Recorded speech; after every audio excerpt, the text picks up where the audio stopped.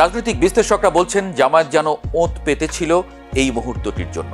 তারা এখন বিএনপির ফেলে দেওয়া কাঁটা দিয়েই বিএনপিকে বিদ্ধ করার কৌশল নিয়েছে। অর্থাৎ বিএনপির ভোট ব্যাংক যখন তাদেরই বিদ্রোহীদের কারণে ভাগ হয়ে যাচ্ছে, তখন সেই ফাঁক দিয়ে জয়ের বন্দরে পৌঁছে যেতে চাইছে জামায়াত জোট। বিএনপির অভ্যন্তরে এই বিদ্রোহের আগুন কেন নেভানো গেল না তা নিয়ে দলের হাইকমান্ডের মধ্যে চরম অস্বস্তি কাজ করছে। তৃণমূলের অভিযোগ, কেন্দ্র থেকে অনেক ক্ষেত্রে পকেট কমিটি এবং আশীর্বাদ পুষ্টদের মনোনয়ন দেওয়া হয়েছে, যারা বছরের পর বছর জেল জুলুম সহ্য করেছেন, রাজপথে লড়াই করেছেন। তাদের মূল্যায়ন না করে উটকো নেতাদের গুরুত্ব দেওয়ায় ক্ষোভের অনল ছড়িয়ে পড়েছে। ধানের শীষের ভোট বিদ্রোহী আর মূল প্রার্থীর মধ্যে ভাগ হয়ে যাওয়ার অর্থ হল জামায়াতের জয়ের পথ পরিষ্কার হয়ে যাওয়া। রাজবাড়ী বা বরিশালের মতো জায়গাগুলোতেও জামায়াত এখন বড় ধরনের চমক দেওয়ার অপেক্ষায় রয়েছে। তবে ভোটের দিন শেষে দেখা যাবে জামায়াত কেবল তাদের হারানো আসনগুলোই উদ্ধার করেনি, বরং বিএনপির দুর্গগুলোতেও নিজেদের পতাকা উড়িয়ে দিয়েছে। সংসদ নির্বাচনের দামামা বেজেছে দেশ জুড়ে। রাজনৈতিক মেরুকরণের এই সন্ধিক্ষণে বাংলাদেশের জাতীয়তাবাদী রাজনীতির অন্দরমহলে এক অদ্ভুত অস্থিরতা বিরাজ করছে। বিশেষ করে বিএনপির দীর্ঘ প্রতীক্ষিত নির্বাচনী যাত্রায় বাধা হয়ে দাঁড়িয়েছে তাদেরই এক সময়ের বিশ্বস্ত সহচররা।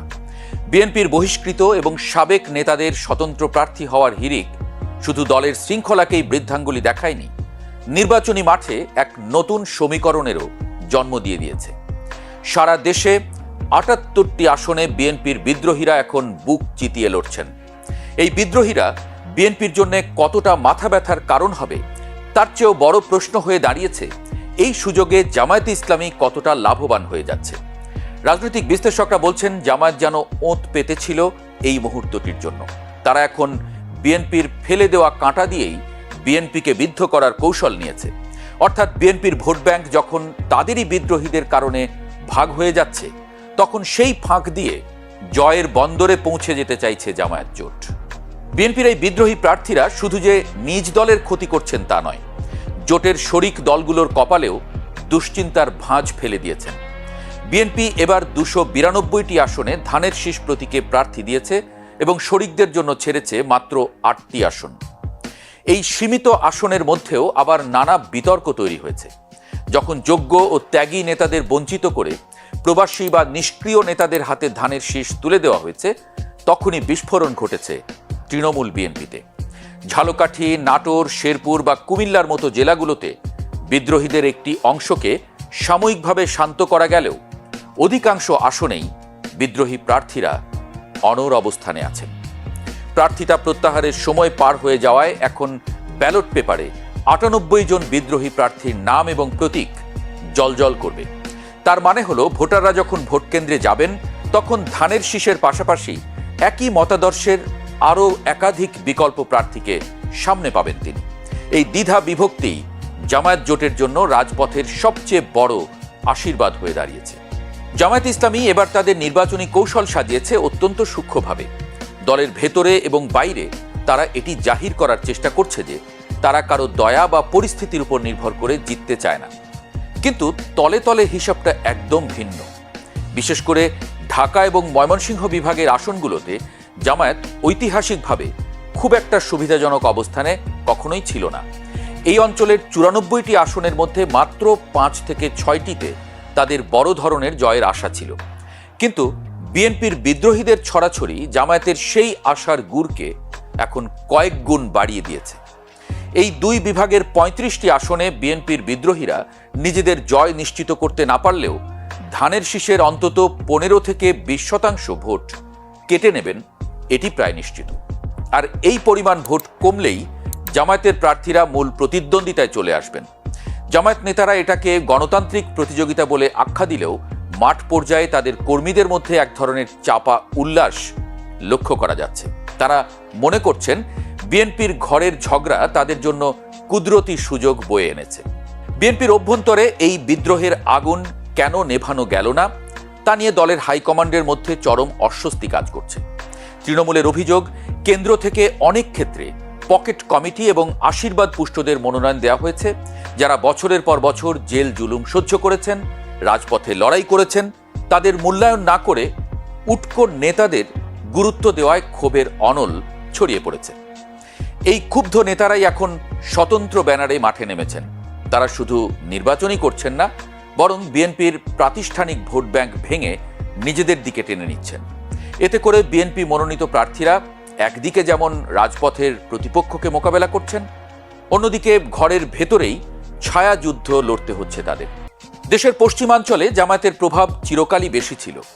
রংপুর, রাজশাহী এবং খুলনা বিভাগের 108টি আসনের মধ্যে তারা 101টিতে সরাসরি প্রতিদ্বন্দ্বিতা করছে।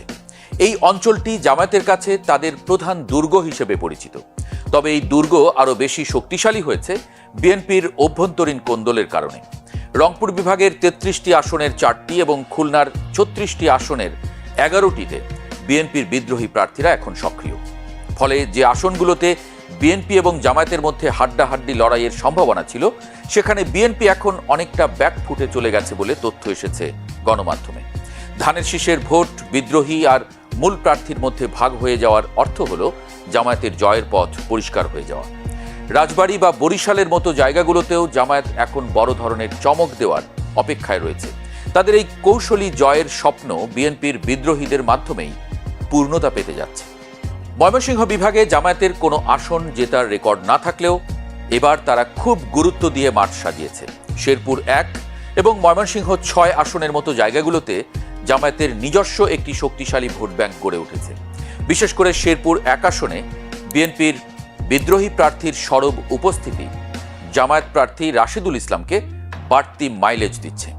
সেখানে বিএনপির মূল প্রার্থী ডাক্তার সানসিলা জেবরিন প্রিয়াঙ্কার জন্য এখন লড়াইটা অস্তিত্ব রক্ষার, কারণ তার নিজ দলেরই সাবেক নেতারা এখন তার প্রধান শত্রু হয়ে দাঁড়িয়েছেন। জামায়াত এই সুযোগে নিজেদের সুসংহত ভোটারদের ব্যবহার করে জয় ছিনিয়ে আনার স্বপ্নে বিভোর। ঠিক একইভাবে ঢাকা 14 আসনে বিএনপির কোন্দল এমন পর্যায়ে পৌঁছেছে যে গুম হওয়া পরিবারের প্রতিনিধি সানজিদা ইসলাম তুলির জন্য পথটা সংকুচিত হয়ে পড়েছে। সেখানে জামায়াত প্রার্থী ব্যারিস্টার আরমানের গ্রহণযোগ্যতা বাড়ছে কেবল বিএনপির 2 প্রার্থীর লড়াইয়ের কারণে। জামায়াতের শরিক দলগুলোও এই নির্বাচনী বৈতরণী পার হওয়ার জন্য বিএনপির বিদ্রোহীদের উপর ভরসা করছে। এনসিপি, বাংলাদেশ খেলাফতে মজলিস এবং এবি পার্টির প্রার্থীরা যেখানে লড়ছেন, সেখানেও বিএনপির বিদ্রোহীরা ত্রাতা হিসেবে আবির্ভূত হয়েছেন। মৌলভীবাজার 4 আসনে বিএনপির দীর্ঘদিনের জনপ্রিয় নেতা যখন বিদ্রোহী হয়ে দাঁড়ান, তখন সরাসরি লাভবান হয় এনসিপি বা জামায়াত জোটের ছোট দলগুলো। হবিগঞ্জ কিংবা ব্রাহ্মণবাড়িয়াতেও একই চিত্র দেখা গেছে। ধানের শীষের একনিষ্ঠ সমর্থকরা যখন দেখেন তাদের প্রিয় নেতা স্বতন্ত্র প্রার্থী হয়েছেন, তখন তারা দ্বিধায় পড়ে যান। এই দ্বিধার ফল হিসেবে মূল প্রার্থীর ভোটের ঝুলি খালি হয়, আর সেই ব্যবধানে জামায়াত বা তাদের শরিকরা এগিয়ে যায়। চট্টগ্রামের 5টি আসনেও 12 জন বিদ্রোহী বিএনপির জন্য আতঙ্ক হয়ে দাঁড়িয়েছে। চূড়ান্ত বিচারে ত্রয়োদশ জাতীয় সংসদ নির্বাচন জামায়াতের জন্য এমন এক প্ল্যাটফর্ম তৈরি করেছে যা তারা গত 3 দশকে পায়নি। আওয়ামী লীগহীন নির্বাচনে জামায়াত নিজেকে দ্বিতীয় বড় শক্তি হিসেবে প্রতিষ্ঠিত করতে চায়, আর তাদের এই উচ্চাভিলাষী লক্ষ্য অর্জনে সবচেয়ে বড় অনুঘটক হিসেবে কাজ করছে বিএনপির বিদ্রোহীরা। বিএনপি যদি দ্রুত এই কোন্দল নিরসন করতে না পারে, তবে ভোটের দিন শেষে দেখা যাবে জামায়াত কেবল তাদের হারানো আসনগুলোই উদ্ধার করেনি, বরং বিএনপির দুর্গগুলোতেও নিজেদের পতাকা উড়িয়ে দিয়েছে।